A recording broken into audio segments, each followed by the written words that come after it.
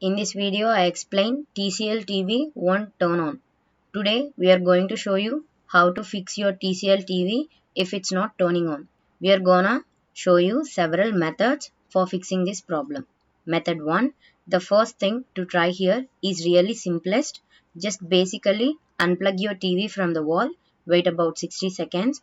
Now, don't be impatient. Here, wait for 60 seconds. Then plug it in back. This will reset your TV. If that not clears the problem, then let's go on to the next try. Method 2. Remove both batteries from the remote control.